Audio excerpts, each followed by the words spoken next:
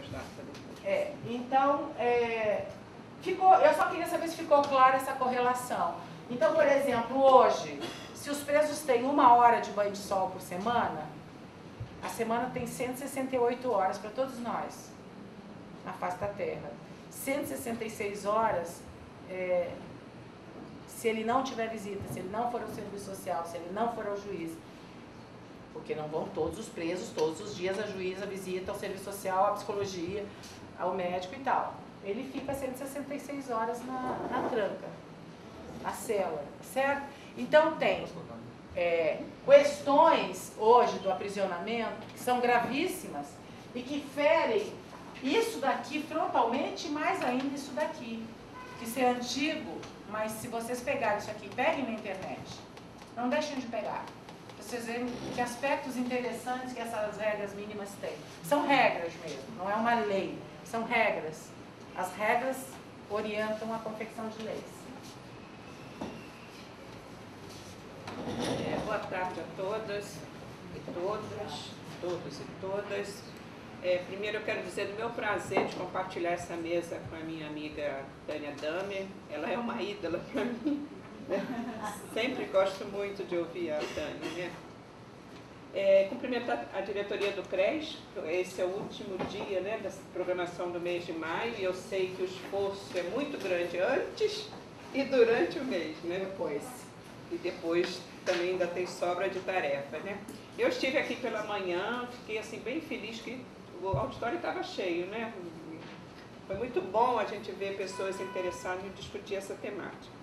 Agora, a minha fala, vocês têm que entender, normalmente quando você está numa exposição, você tem que entender quem fala e de onde fala, né?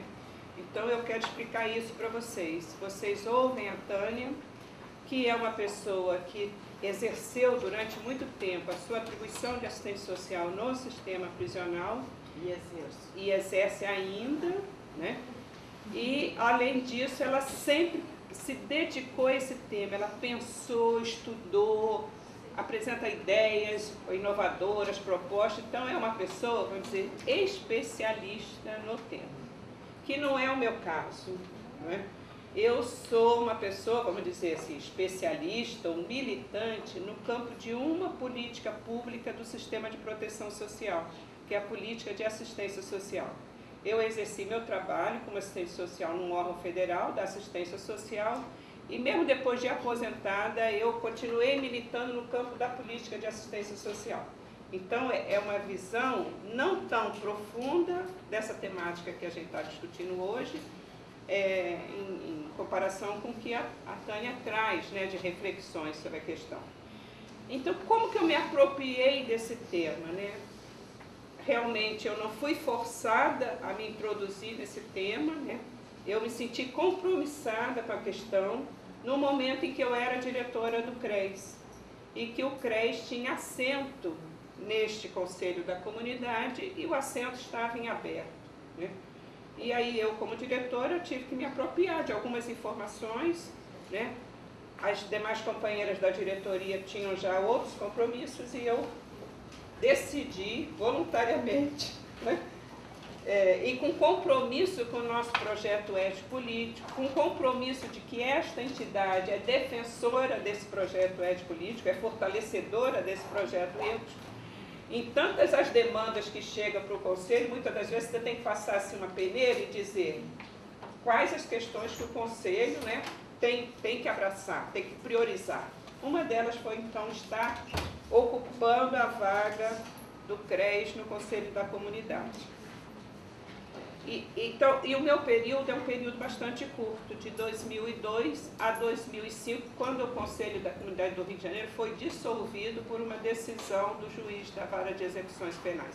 Então, eu estava comentando com a Tânia, se a Tânia foi fundadora do Conselho da Comunidade, no ano de 92, ela permaneceu uns 5 anos, eu não sei, quem sabe a história, depois desses 5 anos, até chegar a 2002, como é que estava a representação dos assistentes sociais nesse Conselho da Comunidade. Eu acho que vale a pena a gente até procurar entender esse processo, né?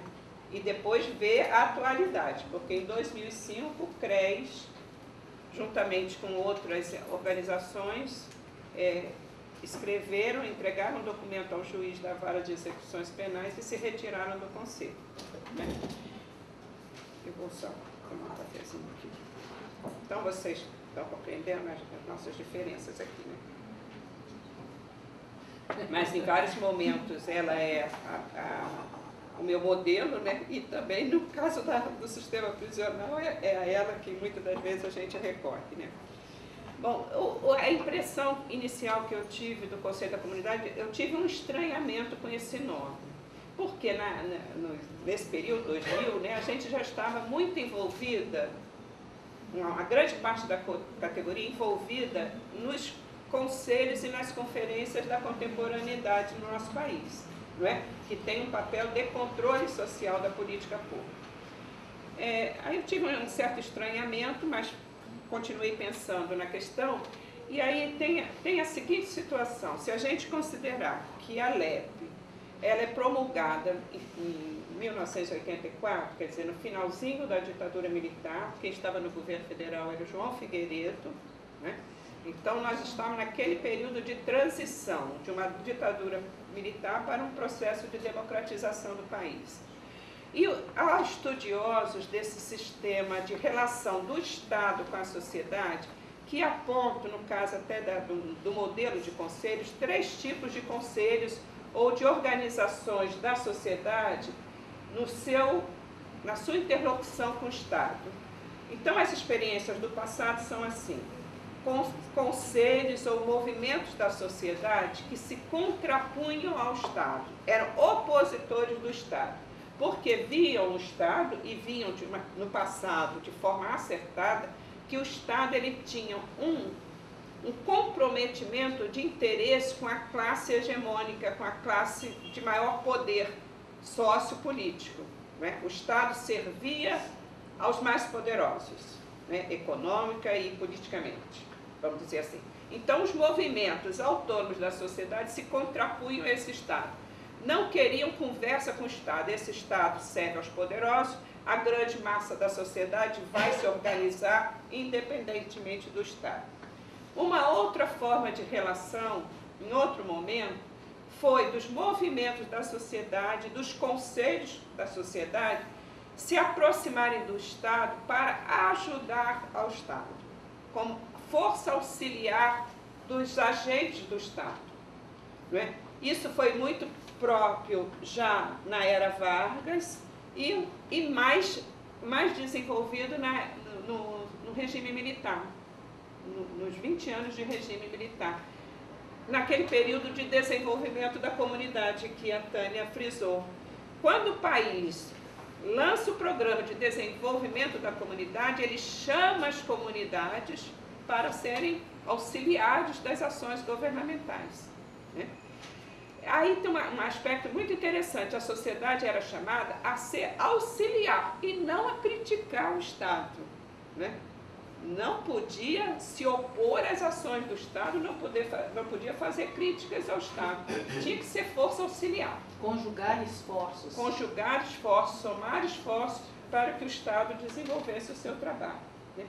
Então, esse caráter de relação sociedade-Estado, né, nesse tipo de conselho assistencial, é o que dá norte ao chamado Conselho da Comunidade do Sistema Prisional, né? É um conselho criado naquela época, né, pelos legisladores, ou até assessorado por um juiz que você disse que era uma pessoa progressista, o doutor Raimundo, né? Raimundo, ele que implementou, mas a criação foi o José Arthur Rios, né? Ah, sim. Então, esse sociólogo, José Arthur Rios, estava naquele momento inserido nesse movimento do trabalho de comunidade, né? Auxiliar do Estado. Então, isso ficou incorporado nesse sistema penal. Quando o Conselho, no caso do Rio de Janeiro, da comarca do Rio de Janeiro, é instalado em 92, o país já está num outro movimento, oriundo das lutas sociais dos anos 80, né? Especificamente dos anos 86, com a Assembleia Nacional Constituinte, e com a promulgação da Constituição de 88, que vai fazer todo um movimento, a legislação nossa, de 88, ela abre canais para uma participação efetiva da sociedade junto ao Estado, aí numa outra natureza, não de força auxiliar do Estado, mas de força que controla as ações do Estado. Para quê? Para que as ações do Estado correspondam aos interesses da coletividade, né? Esse foi o norte que a Constituição deu, né? E a Constituição, em vários momentos, vai dizer que é direito da sociedade participar das ações do Estado, das ações de governo. Então, não é a favor.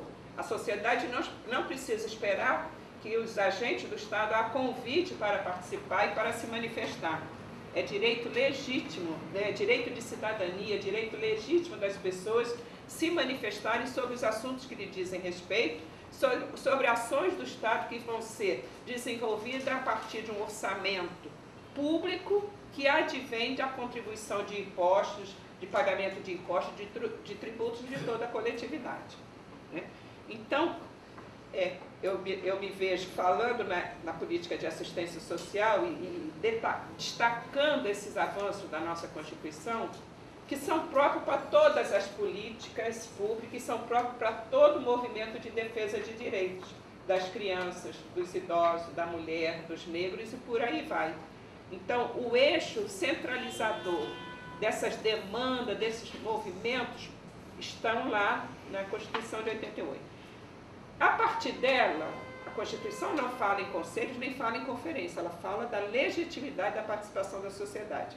A sociedade brasileira construiu formas organizadas de participação, que são atualmente os chamados conselhos e as conferências periódicas de direitos e de políticas, que vocês todos acompanham, sabem das conferências de criança e adolescente, de mulher, de idoso, agora está para acontecer a conferência de saúde mental, né?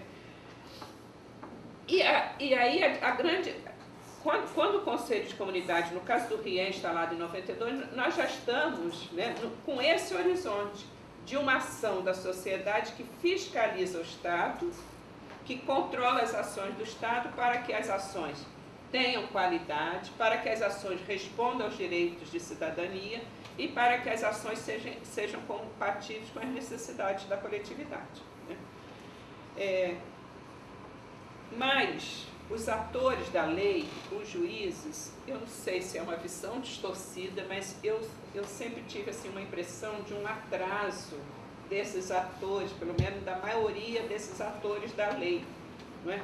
Mesmo em relação aos avanços da Constituição, a lei maior, não é? Eles ficam muito amarrados num cumprimento de uma legislação sem contextualizar o momento a posterior da própria lei, né? Isso foi a dificuldade que o Conselho da Comunidade teve no período que eu já estava, aqui de 2000 a 2005, né? O juiz não acatou, não admitia, não permitia que este Conselho de Comunidade, já nesse período, fizesse as críticas ao sistema, fizesse as visitas regulares, fizesse críticas ao sistema, feria a autoridade de juiz na execução penal, né?